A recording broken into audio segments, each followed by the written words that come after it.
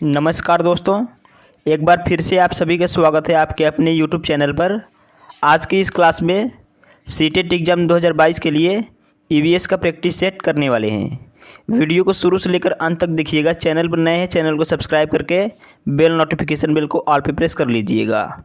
PDF के लिए आप हमारा टेलीग्राम चैनल ज्वाइन कर सकते हैं। टेलीग्राम चैनल की लिंक डिस्क्रिप्शन बॉक्स में दी गई है। तो चलिए शुरू करते हैं। आज की क्लास का पहला प्रश्न है, पर्यावरण दिवस किस दिन मनाया जाता है। यहाँ पर 4 ऑप्शन दिया गया है, इसका सही जवाब आप सभी को बताना है। पर्यावरण दिवस किस दिन मनाया जाता है, तो इसका करेक्ट आंसर हो जाएगा 5 जून। ऑप्शन बी में है तो ऑप्शन बी करेक्ट आंसर हो जाएगा। अगला है, पौधों में प्रकाश संश्लेषण क्रिया किस रंग में सबसे अधिक होती है। पौधों में प्रकाश संश्लेषण की क्रिया सबसे अधिक किस रंग में होती है, तो इसका सही जवाब आप सभी को बताना है।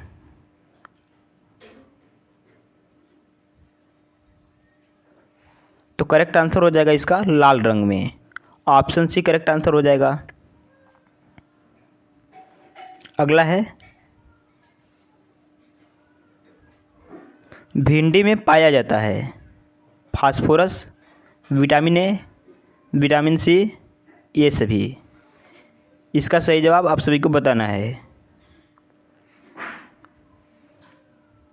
तो भिंडी में जो है phosphorus, vitamin A, vitamin C सभी पाए जाते हैं, इसलिए ऑप्शन डी करेक्ट आंसर हो जाएगा यहाँ पर। अगला है, भारत में फलों में अंतर्गत सर्वाधिक क्षेत्र है। इसका सही जवाब आप सभी को बताना है। तो भारत में फलों के अंतर्गत सर्वाधिक क्षेत्र आम का है। उत्तर भारत में इसकी खेती विस्तृत क्षेत्र में की जाती है, तो इसका करेक्ट आंसर हो जाएगा ऑप्शन सी आम। अगला है,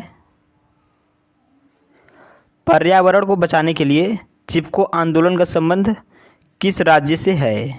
इसका सही जवाब आप सभी को बताना है। तो पर्यावरण को बचाने के लिए चिपको आंदोलन सुंदरलाल बहुगुणा द्वारा वर्ष 1973 में उत्तराखंड के चमोली जिले से प्रारंभ किया गया था, जिसका उद्देश्य था वनों को बचाना। ठीक है, इसलिए इसका ऑप्शन डी करेक्ट आंसर हो जाएगा उत्तराखंड। अगला है,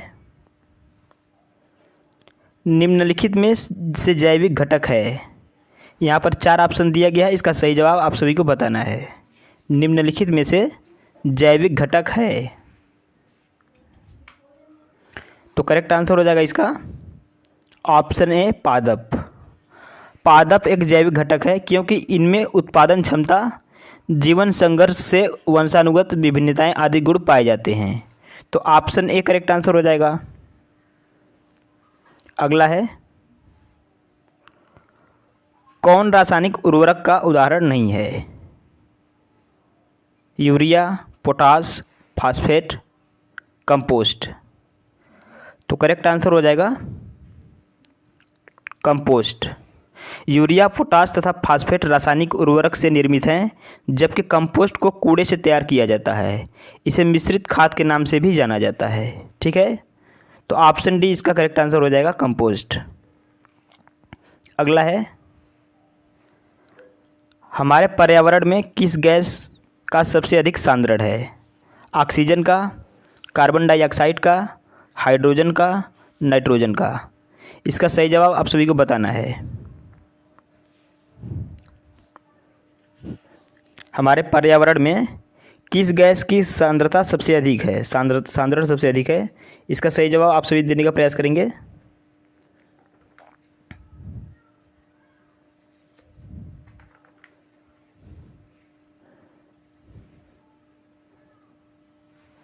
करेक्ट आंसर हो जाएगा इसका nitrogen. Option D correct answer हो जाएगा। अगला है,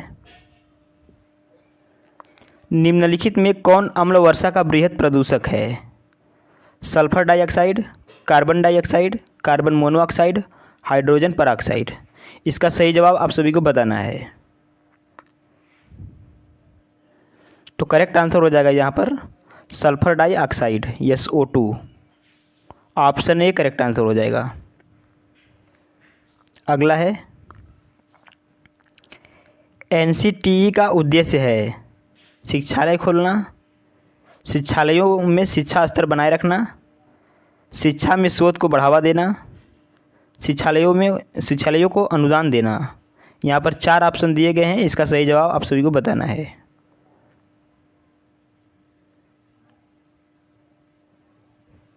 तो करेक्ट आंसर हो जाएगा ऑप्शन बी, शिक्षालयों में शिक्षा स्तर बनाए रखना। ऑप्शन बी करेक्ट आंसर हो जाएगा। अगला है सीएनजी का पूरा रूप है। यहाँ पर 4 ऑप्शन दिया गया है, इसका सही जवाब आप सभी को बताना है। सीएनजी का पूरा रूप है, तो सीएनजी का पूरा रूप जो है कॉम्प्रेस्ड नेचुरल गैस होता है। ऑप्शन बी में है, तो ऑप्शन बी करेक्ट आंसर हो जाएगा यहाँ पर। ठीक है। अगला है वन्य जीव सप्ताह मनाया जाता है 1 अक्टूबर से 7 अक्टूबर तक, 15 अक्टूबर से 7 जून तक, 1 जून से 7 जून तक, 15 जून से 21 जून तक। यहाँ पर 4 ऑप्शन दिया गया है, इसका सही जवाब आप सभी को बताना है। तो करेक्ट आंसर हो जाएगा यहाँ पर 1 अक्टूबर से 7 अक्टूबर तक। ऑप्शन ए करेक्ट आंसर हो जाएगा। अगला है राजस्थान राज्य के वृक्ष राज्य वृक्ष, राज्य पक्षी तथा राज्य जंतु क्रमशः हैं। यहाँ पर 4 ऑप्शन दिया गया है, इसका सही जवाब आप सभी को बताना है। तो राजस्थान राज्य के क्रमशः जो राज्य पक्षी राज्य जंतु हैं, तो हो जाएगा यहाँ पर ऑप्शन ए खेजड़ी, गोडावड़, चिंकारा। ऑप्शन ए करेक्ट आंसर हो जाएगा। अगला है पदार्थ की किस अवस्था में अणुओं के मध्य की दूरी न्यूनतम होती है? ठोस, द्रव, गैस, प्लाज्मा। यहाँ पर 4 ऑप्शन दिया गया है, इसका सही जवाब आप सभी को बताना है। तो करेक्ट आंसर हो जाएगा ठोस। ऑप्शन ए में है, तो ऑप्शन ए करेक्ट आंसर हो जाएगा। अगला है कौन सा राज्य टाइगर स्टेट के नाम से जाना जाता है? राजस्थान, पश्चिम बंगाल, गुजरात, मध्य प्रदेश। इसका सही जवाब आप सभी देने का प्रयास करेंगे। तो टाइगर स्टेट के नाम से मध्य प्रदेश को जाना जाता है, तो ऑप्शन डी करेक्ट आंसर हो जाएगा मध्य प्रदेश। ठीक है। अगला है निम्नलिखित में किसका वेग अधिकतम होता है? हवा का, जलधारा का, ध्वनि का, प्रकाश का। तो इसका सही जवाब आप सभी को बताना है। तो सबसे अधिक वेग जो है निम्नलिखित में से प्रकाश का है, तो ऑप्शन डी करेक्ट आंसर हो जाएगा। ठीक है। अगला है सौर सेल द्वारा किस ऊर्जा को विद्युत ऊर्जा में बदला जा सकता है? रासायनिक ऊर्जा, नाभिकीय ऊर्जा, प्रकाश ऊर्जा, चुंबकीय ऊर्जा। 4 ऑप्शन दिया गया है, इसका सही जवाब आप सभी देने का प्रयास करेंगे। तो करेक्ट आंसर हो जाएगा प्रकाश ऊर्जा। ऑप्शन सी में है, तो ऑप्शन सी करेक्ट आंसर हो जाएगा। अगला है हवा में सर्वाधिक मात्रा में पाई जाने वाली गैस है। इसका सही जवाब आप सभी को बताना है।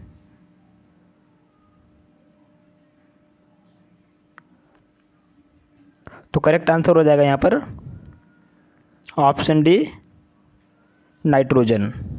ठीक है। अगला है ऊर्जा का नवीकरणीय स्रोत है कोयला, पेट्रोलियम, पौधे, यूरेनियम। इसका सही जवाब आप सभी को बताना है। करेक्ट आंसर हो जाएगा यहाँ पर ऑप्शन सी।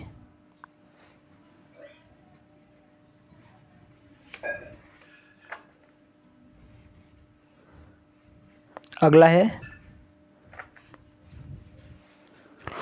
ओजोन परत मिलती है थर्मोस्फीयर में, स्ट्रेटोस्फीयर में, ट्रोपोस्फीयर में, मेसोस्फीयर में।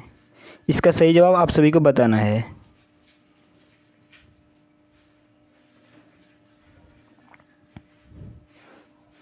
तो करेक्ट आंसर हो जाएगा स्ट्रेटोस्फीयर में। ऑप्शन बी में है, तो ऑप्शन बी करेक्ट आंसर हो जाएगा। अगला है पर्यावरण अध्ययन के अधिगम का सिद्धांत कौन सा है? आवश्यकता का सिद्धांत, उपयोगिता का सिद्धांत, जीवन से संबंधित होने का सिद्धांत, उपरोक्त सभी। तो इसका सही जवाब आप सभी को बताना है। पर्यावरण अध्ययन के अधिगम का सिद्धांत कौन सा है? इसका सही जवाब आप सभी देने का प्रयास करेंगे।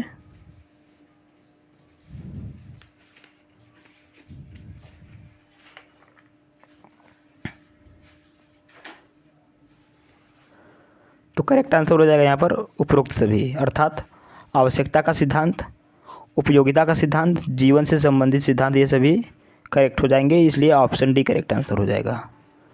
अगला है, क्षिप्रा नदी निम्नलिखित में से किसकी सहायक नदी है? इसका सही जवाब आप सभी को बताना है।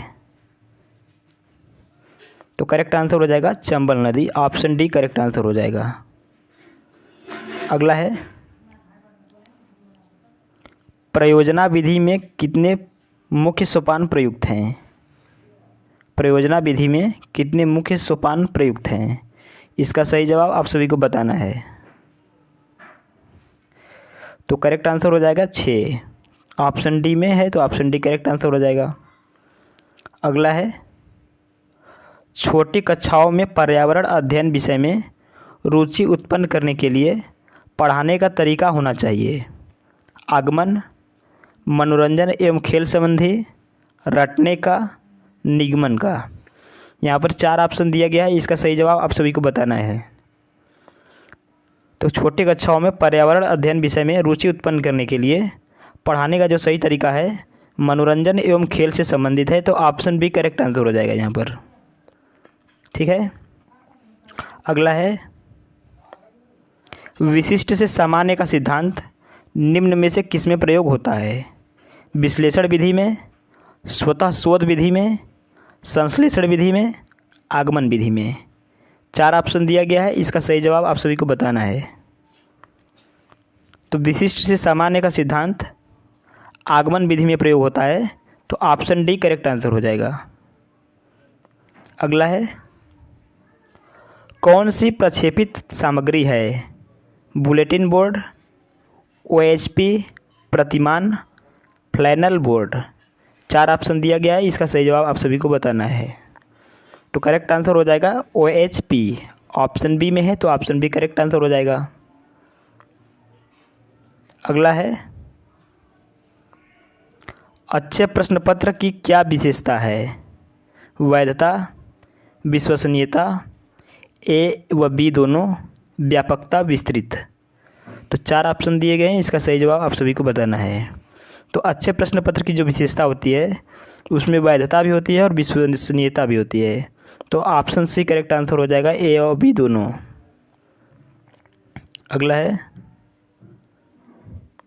भारत में बाल विवाह अधिनियम किस वर्ष पारित किया गया? 2006 में, 2008 में, 2011 में, 1997 में। 4 ऑप्शन दिया गया है, इसका सही जवाब आप सभी को बताना है। तो भारत में बाल विवाह अधिनियम 2006 में पारित किया गया था, ऑप्शन ए में है, तो ऑप्शन ए करेक्ट आंसर हो जाएगा। अगला है, कौन सी विशेषता परिवार की नहीं है? कम से कम 2 भिन्न लिंग वाले वयस्क साथ रहते हों, प्रत्येक सदस्य की आय भिन्न जमा की जाती हो, वे समान आवास, भोजन और सामाजिक क्रियाओं का उपयोग करते हैं, सुरक्षा एवं बच्चों को साझा उत्तरदायी। तो इसका सही जवाब आप सभी को बताना है। तो ऑप्शन बी करेक्ट आंसर हो जाएगा, प्रत्येक सदस्य की आय भिन्न जमा की जाती हो। ये परिवार की विशेषता नहीं है, तो ऑप्शन बी करेक्ट आंसर हो जाएगा। अगला है, राष्ट्रीय बाल श्रम उन्मूलन प्राधिकरण की स्थापना कब की गई थी? यहाँ पर 4 ऑप्शन दिया गया है, इसका सही जवाब आप सभी को बताना है। राष्ट्रीय बाल श्रम उन्मूलन प्राधिकरण की स्थापना कब की गई थी? 16 अगस्त 1996 में, 5 जून 1990 में, 22 जुलाई 2002 में, 26 सितंबर 1994 में। यहाँ पर 4 ऑप्शन दिया गया है, इसका सही जवाब आप सभी को बताना है।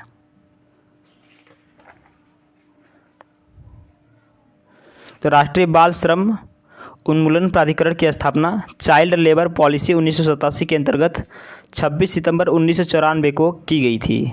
शुरू में यह प्राधिकरण 13 राज्यों के 200 जिलों में गठित किए गए थे। तो इसका ऑप्शन डी करेक्ट आंसर हो जाएगा, 26 सितंबर 1994। ऑप्शन डी राइट हो जाएगा।